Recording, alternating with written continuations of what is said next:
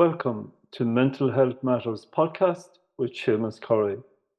This episode includes in-depth discussions on topics surrounding mental health, including experiences with depression, anxiety, suicidal thoughts, and feelings of despair. We recognize that these subjects may be sensitive to some of you, our listeners, and we encourage you to take good self-care. Please listen at your own pace and don't hesitate to pause or seek support if needed. Thank you so much. Good morning, everybody. Good afternoon, good evening, good night, wherever you might be in the world. My name is Seamus Corey, wellbeing consultant and mental health practitioner, and welcome to this episode 4 of Mental Health Matters. It's about real people and real recovery, and thank you for tuning in today. I also want to thank all of you for subscribing and following me on my various channels, which are our Spotify and YouTube, where all this content will be made available.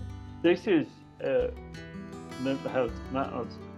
It's a podcast that I felt necessary to create to share real stories of mental health struggle, but also mental health recovery. It doesn't take the place of medical advice or intervention in any way, and if you are struggling with your own mental health, I would certainly advise you reaching out and speaking to a mental health professional. Links to mental health services and support will be available in the show notes, and if you are triggered by anything in this episode, please take a break from this episode, look after yourself, and then come back to finish the episode in your own time when you feel better. My guest today is you don't want to miss my guest today. She's a wonderful person who reached out to me through LinkedIn to want to share her own story of mental health, and I want to welcome Pamela McGroarty to Mental Health Matters this morning. Good morning, Pamela, and how are you? Good morning, I'm fine. I'm happy to be here. I'm delighted to have you, Pamela. And listen, thank you for. My understanding is you and I connected on LinkedIn, right? We did. And you liked what I was sharing, and I liked Yeah. what you were saying, and we felt it would be a really good combination to come on Mental Health Matters today and talk a little bit about your own story. Is that kind of how it sounds to Yeah, you, Pamela? yeah. I've came to the stage in my journey, I think, where I want to share and I want to speak about my own mental health struggles to try and help other people and to let them know that change can be possible. Great, great. So I know a little bit about you, Pamela, and we've shared a little bit and we've talked a little bit about your own story. But for those listeners out there who might be listening today, do you want to share a little bit about who you are, Pamela, and what brings you to Mental Health Matters today? I've basically worked for many years as a care worker. I've had a few episodes of anxiety and depression over the years, but I now realise the reasons behind that through doing work on myself, going in quite deep. It was really, limiting self-beliefs that I had, feeling you weren't good enough, a lack of confidence. And I'd really always wanted, I think, to be out there, but through fear, I'd always held back from really following my true life path, which I'm now starting to do at Good, age 55. good. And when did you first become aware of your mental health, and when did it become a Well, it was really after I had my daughter. I think I was about 31. I had postnatal depression. But a few years on from that, I did a counselling skills course and I was going to be a counsellor.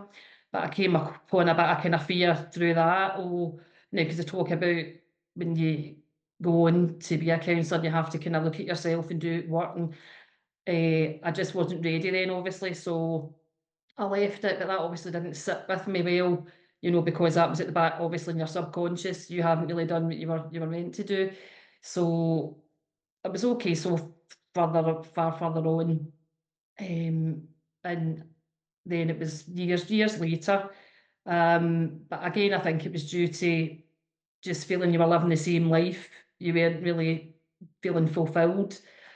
Get into mindfulness. I did kind of mindfulness earlier on. I found that helped. Then when I hit the menopause, I had a kind of dip again. It was more anxiety for me and depression, but there was depression there as well.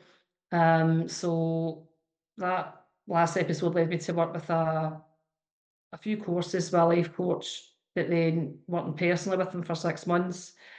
And following on from that, I've done quite a lot of stuff myself. I've learned holistic practices, and I've really went into deep how this had all come about, and I fully understand now why. And it's just going through a process to keep working on things, to keep challenging myself, which I think I've overcome to a good degree, but there's still more challenges to come, get myself out in the world more, which I always kind of avoided really, to a degree. Yeah, and you mentioned there when you were 31 and you suffered with postnatal depression after the birth of your daughter. How was there a lot of support for mental health around that time, or was it just a question of getting on with it, or Well, basically you were given antidepressants. That was really what you were given. You were really just given antidepressants. There wasn't really much in the way of a kind of courses then. I mean, I've done a few things on since then. There's like kind of mindfulness CBT and things like that. As I say, I've also found like Reiki and EFT helpful for myself. Meditation, I've meditated for years. I find meditation very good. Walking in nature, exercise, just a lot of different things. I had to find a few things, and I also found writing helpful. I like writing. You can do journaling or just a basic writing a diary. I found that very helpful as well to get kind of things out your head when you did have these episodes. But it was really the bottom line to them all really was that I wasn't happy with my life, and it was a lack of confidence as opposed to do anything about it. That you were kind of stuck in a rut. Yeah, and you mentioned those very limiting self-beliefs that you had. Well, I was bullied at secondary school only for about a year, but I think that really affected me more than I kind of realised, I suppose, when I kind of look back, and I thought, was that still really affecting you? I think that really affected. I was quite a sensitive child, and I've always really kind of fit a right kind of feeler. I really feel things very deeply. But at secondary, I don't think I liked all the amount of people that were there and things like that, and I didn't like attention on me. From a young age, I think I felt that I wanted to be in the background. And you know what it's like at school, people will kind of, recognise that, and kind of pick on you for it, because they think, oh, you're kind of quiet or whatever. And I wasn't really quiet. It was just that there was that bit of lack of confidence. But I think I've always been quite aware that it suits me in holistic practices, but that took me a long time to kind of get into that. That I'm very aware of everything, I'm very aware of people, their feelings, energy, my surroundings, which can overwhelm me a bit if you're quite sensitive. Yeah, so would you say your sense of empathy is really really heightened then when you come into the presence of others? Yeah, I would say so. And it's became even a bit more so through doing, learning Reiki and whatever, but you learn how to manage that, through your own self-practice and different things you do. But it's funny because I never thought I would be doing this. If anybody had told me, maybe even, 3 years ago, even, you'd be doing, I was saying, I'd be doing Reiki and whatever, because I'd been asked by somebody that does it to a few times over the years. I don't want to do that, and I just didn't think it would be part of where I would go. But it seems to make sense now. I feel there's other things I want to do as well as that, but you just find your way as you go along, and you find where you're going to come in. But that's a good thing to help people, I think, as well. Enjoy helping people, always have. We've been a care worker for many years, but it's good I can get, feedback from people, because I work with the elderly, so you can't maybe necessarily get feedback from people, if they feel, you've helped them, or they can't always, the communication can be, not always easy. You've got to kind of guess, how somebody's feeling or different things. So it's good if you can get a feedback from people. Okay. And you mentioned holistic therapy, and when you mention the word holistic therapy, some people will define that as, almost like mystical and otherworldly and No, almost spiritual. Can you give no. the listenership a flavor of what holistic therapy means to you, as somebody who's not only been there, done that, but actually, working with it at the moment? Well, I can't speak for all holistic therapies because I don't have experience in them. I mean, EFT is a kind of tapping thing, you're tapping them meridian points, but with Reiki, it's like it's working with energy. I've discovered with science that we do all of energy in our bodies. Hmm. And it's basically me just I've learned how to tap into my energy, and then I can give my energy to other people, and that can help kind of balance their kind of mind and body. But there's nothing woo or mystical about it. I'm not into that, portraying that, oh, you're this special person that can do this. Anybody can learn how to do it, but you've got to want to learn how to do it and, be interested. And some people might be better at it than others. It's like every other kind of job. But it's something that I think certainly it could help a lot of people. And some people think it in a way as a kind of psychic thing. And I think there is people that could be quite psychic that does Reiki and things like that, like giving you messages and things. But Hmm. for me, it's about doing a treatment with people to help them with whatever their problem is, relaxation, less anxiety, pain, help with a low mood. And, the EFT, you can help with loads of things, just whatever the person feels, if it's to lower anxiety or whatever it is, if it's to work on a certain limit and self-belief, there's a lot you can do with EFT, more than I realised when I started learning it. It's Hmm. really quite a good thing. It's a more recent practice, but it's certainly for me and for people I've worked with, it's been effective. Great. For those who may not know what FT is, it stands for It's emotional freedom. emotional freedom technique, and it's Yeah. basically you've got meridian points in your body, and you just use a couple of fingers to tap in certain areas. And at first, because it was through the life coach I had came up on it, and at first I kind of thought, well, this is strange. I don't know if I kind of fancy this. When I've done a few courses with them online, and I didn't do it. But then I started doing it, and I couldn't believe the difference. That was when I had an episode of high anxiety, and it really, really lowered anxiety. Like you've got points on like your areas of your face and your body, and you just tap on them. But you also see there's a set up process, and there's also you speak throughout.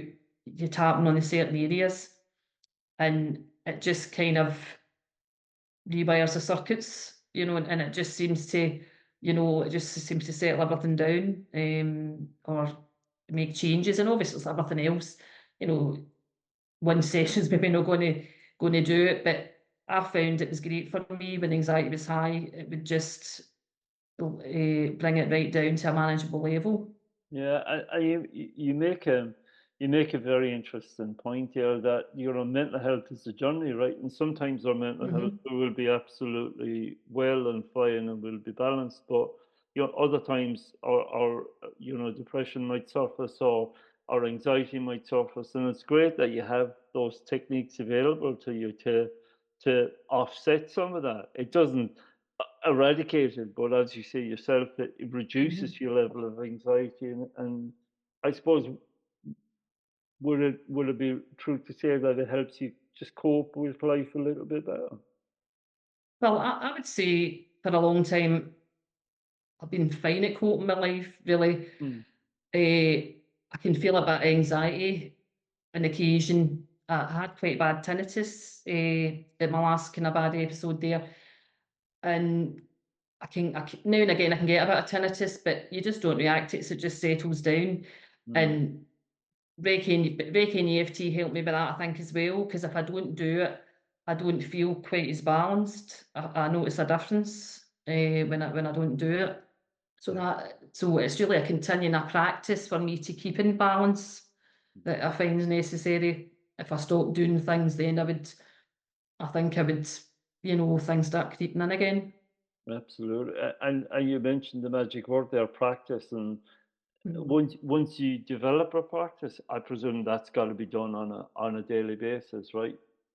I mean, you can miss a day, but if you miss a day, you notice it. Yeah. Every day, if a day's busy, you maybe couldn't do as much. Mm. You could like shorten what you're going to do. Even doing things for a short space of time, I think makes a difference if you do that on a regular basis. And I find the morning's a good time. I always do something in the morning. But for a while at night as well, I go to bed, listen to a night meditation as well. I'll do that. 'Cause there's all these meditations now that you can, like your manifestation and things like that, but now you can also use them for relaxing and that as well. Yeah. I think morning and night sometimes what I've found and what I've found from other people, sometimes they can be some of the worst times. You're trying to get to sleep when you've wakened in the morning and you're kind of, how's this day going to be? Or And it's a struggle for people, right?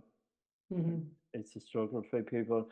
What amazes me about your own story, Pamela, is that, like, and you've said it yourself, if somebody would have told you 10 years ago that you'd be talking in this way, and Well, even 3 years ago, two 3 years years ago, ago, you yeah, know, even less than that, because it was only, I think it was about 15 months ago when I'd went back to work, and I was maybe off for about 4 months, but it wasn't not that long ago really, yeah, when you think about it. And I'd went with the life coach obviously just to get back to, living a decent daily life again. mm, But through me working with him, I thought, no, this isn't enough. I want more. I don't just want to get back to a normal life. I want to get more involved in life and give back more to others in life, because I know I can help people because of the awareness I've got, and I'm hoping to give a bit of hope and inspiration to other people. oh, so my understanding then is your own website, Serenity and Calm, Mhm. was established around that time, and you trained, Yeah, oh and yeah. you, I mean, I probably started it too early when I wasn't ready, mm, but that's that could be me. I can be a bit impulsive and quite determined, like if I want to do something. mm, And but the life coach loved it, He said this is great, but I absolutely, probably wasn't ready for it fully. No, I wasn't ready at all, but I probably wasn't fully ready for it. So it was a bit of a challenge for me for a while when it started up, because it was all the kind of imposter syndrome and, the not good enough things come up, which was quite interesting. So I thought, oh, this needs more work, because obviously this it's still surfacing. So I'll obviously find that the more I go to do, wee things will come up. But it doesn't phase me now. I don't get into panic mode now the way I would before. I'm really noticing changes because yeah, I'm not very tech savvy and things like that as well. But now I'll work out, it'll be okay, and I won't panic. Whereas before I would just go, oh, what am I going to do? You would just be like a rabbit in the headlights. mm. But that's really changing now, which I think is great, because I never thought that day would come. But through you doing a lot of work and keeping doing work, and I think helping others helps you as well. Yeah. It definitely helps you as well, I think. Yeah, and you mentioned you've worked in the care sector for what, nearly 32 years now. 32 years, it'll be 33 years next year, yeah. Wow, wow. And do you find that your own practice, and what you're doing not only helps yourself, but helps others as well in terms of the work that you do? It does, I think. I think I've always been quite empathetic for a long time since I've Mm, done the counselling skills course. But I think that's became more so. since doing my own kind of journey, looking at myself and learning holistic practices, I think it has helped. I think me be more empathetic into your colleagues and all that as well. I think I'm naturally wanting to help him, but obviously some people might not want help. You have to just, Yeah. you can only do what you can. Because at first I was like, oh, I help him, and then you're like, no, wait a minute. You see people that want your help will come, and it's not my job to fix people. It's my job, if they want to fix themselves, to give them a bit of support to do that. Yeah. Because you can take on too much onto yourself as well, taking on everybody else's things. I've got to take care of myself as well, which I'm really conscious of now, because that was part of things as well. I never used to take proper care of myself for a long time. I would think I always had to help other people and had to live my life for other people. They had to come first, but I was putting myself last. But then that ends up burning you out and you just get frustrated and tired. So I've learned to set boundaries, which I never really done in my life either Oh, much. yeah. At home anyway, just to say, because last night I went to meet the life coach, not the life coach, sorry, the business coach at tea time, and normally I would never have done that. But I thought, well, that's the time it suits her to meet. Carry on yourself and get your tea. Whereas before, I would never have done that. I would have thought, oh, I need to be there. So it was actually quite liberating. Good. I thought, Good. I thought, And I thought I'll do a another bit more of this. Yeah, and another step forward for you. It's another little bit of awareness, isn't it? Yeah, As yeah, you, yeah, as and there's a saying out there, like, you come into your own power, and you recognize the damage that self-limiting beliefs can have on you, and when you begin to work on mhm, those, and yeah, develop a practice around mitigating those, then your life really starts to happen. And mhm, albeit maybe sometimes we put the cart before the horse, right, and we start things before we're truly ready, but I we know. start them, right? And the important thing is you make mistakes and you learn from your mistakes. And mistakes for me are not, a negative. They're very much a positive, because No. they're another opportunity to learn and grow and develop, aren't they?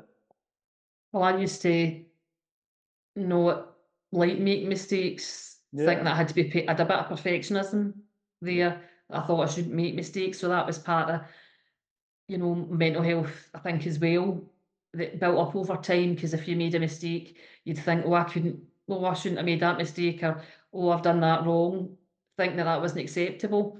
But through doing work, I'm fine with that now, and I know that make mistakes, I can actually learn from them and grow from them. Whereas before, I'd be like, oh, I've done something wrong, as if that was something terrible. But that was obviously just, limiting self-beliefs, things you've learned from the past, messages you've took on, and you can learn to change all that. Absolutely, because there's a lot of work being done around neural plasticity, and you know like, in terms of growth mindset, which I'm a big believer in. And there was that opinion before that our mindsets were fixed, and we couldn't change anything, we couldn't grow, we couldn't develop, that it was all kind of embedded and programmed Yeah, into us, and this is the way it was, right?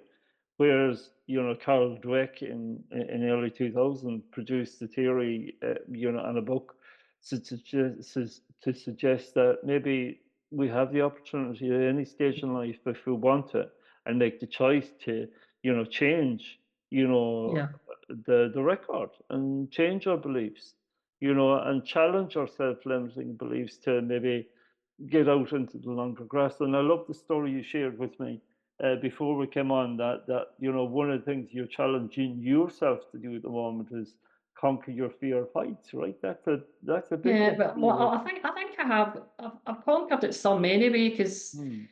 we were away and it was a lift you got up to it, but it was a big high uh, radio station. It's got a viewing tower, and before I would have not wanted to look down, and I felt a bit of vertigo, but I'd done a bit of work before it. See, it's quite interesting you mentioned that NLP, because I'm studying NLP just now. Mm.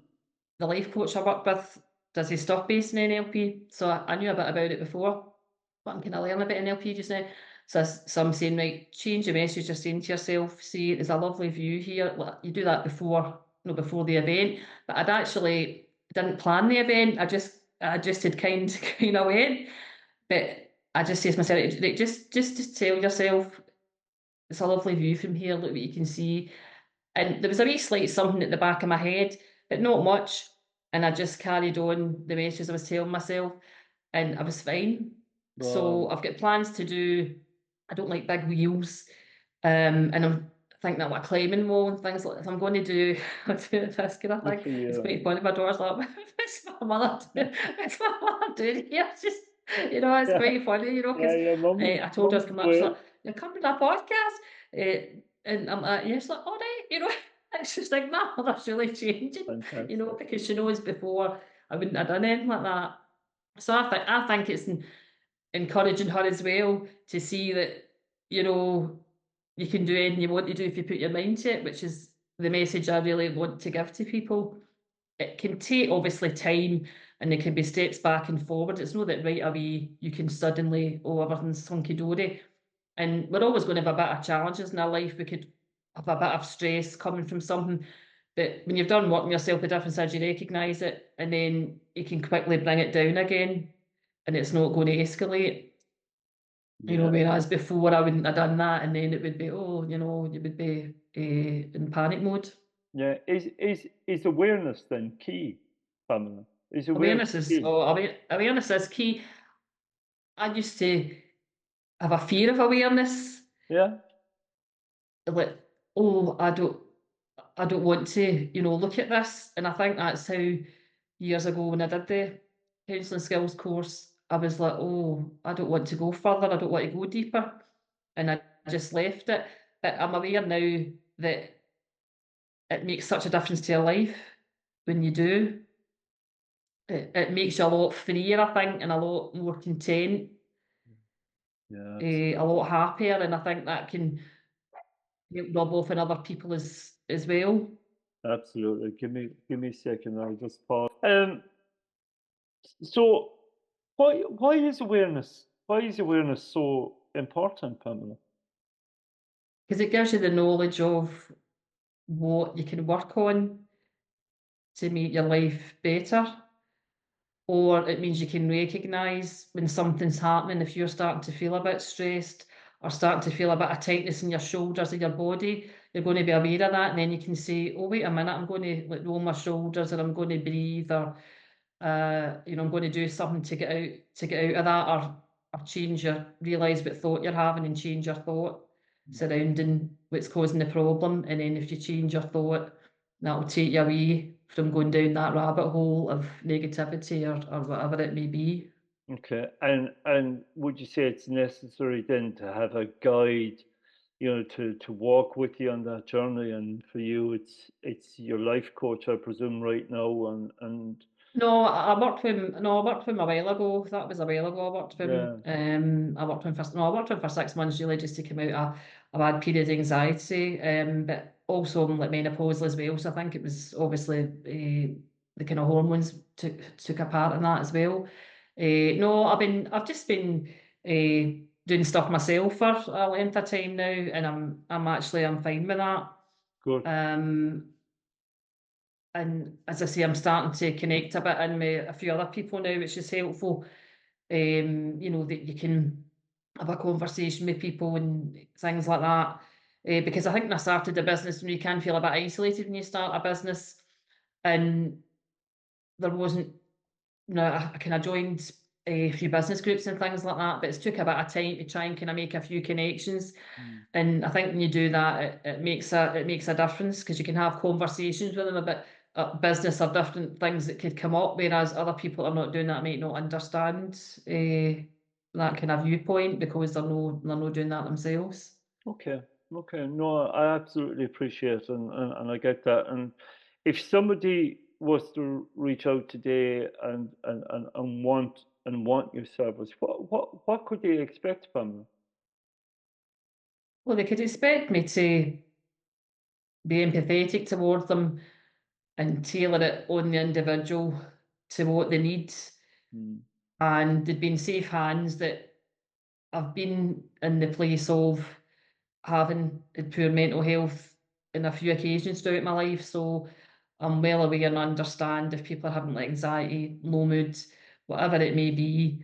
I think if you've been on the journey, you're better equipped to help people. That's just my opinion, and everybody might not agree with that. But I just think you've got more empathy, more understanding, and the person can feel that bit more comfortable with you because you know where they're coming from, Yeah, rather than me talking from a textbook or something, or being more real. absolutely.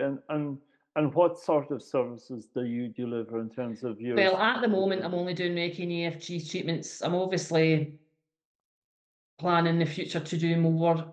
I'm learning NLP just now. I'm not totally sure what direction I'm going in at the moment. Okay, So obviously, it's at the moment it would just be giving them the treatments, but that does help the mind and the body to balance. And obviously, there's other therapists and things out there that could help. If the people needed like more, like they wanted like no talking therapy. You do talk during the EFT sessions, but it's not being like a psychotherapist or whatever. It's really what the person feels they need. They obviously could. There's all the kind of well-being services in different places that people can action and get help there as well. I mean, I think some of these places I have like websites with material on it as well that people could maybe read and download as well, and all the kind of courses that they can do and things like that. Because I know when I done the mindfulness CBT, it was a kind of well-being course. great. And you have your Serenity and Calm website Yeah, at the moment. Where can yeah. people find you? Which part of the country are you in, Pamela? I'm in Glasgow. I'm in Scotland. In Scotland. Yeah. And do you only work with clients in Scotland at the moment? Is it a very much one-to-one kind of a service, or can you go online, or Well, well, what? well. I can do EFT treatments online, Mm, but not the Reiki at the moment. I have to get further certification for that. You can do distant Reiki treatments, but I have to get further certification for that. But I can do online EFT treatments. great. Pamela, I celebrate where you are today. I think you're true testimony to walking the walk and talking the talk, and from what I know about you and in terms of our conversations together, I know you're somebody that, yes, has struggled with your own mental health, has had good periods in your life, has had not so good periods in your life, but right now, uh, you're in a really powerful period in your life when, like I say already, you're coming into your own power and you're coming more empowered to really be of service to people. Yeah, yeah. I'm at the start of a new chapter in my Yeah, life, which has maybe been a long time coming, but I wasn't ready earlier on, so it doesn't matter. At whatever age, it doesn't make any difference. You can make change at any age. wonderful. And do you know what? I wish you well, Pamela, in terms of your journey. And it's been an honor and a privilege having you on your mental health matters today to speak about your own journey. If people want to find out more about Pamela, please connect with her on LinkedIn. Please reach out on LinkedIn if you're on that platform. Pamela, I presume you've got your own Serenity and Calm website, and the links to that will be in the show notes. Where Yeah. where else can people connect with you, Pamela? Are you on Facebook or I'm Instagram? I'm on Facebook. I'm on Facebook. Okay, lovely. And if you want to reach out, if you want to speak more to Pamela, connect with Pamela, and she'll be more than happy to speak. So much more about the services you offer. Pamela, I wish you well in terms of your journey. I wish you well in terms of the exciting journey that you've just started and you're in the middle of, and I hope it goes really well for you. And we're all rooting for you, Pamela. Thank you, Seamus. Glad to be on.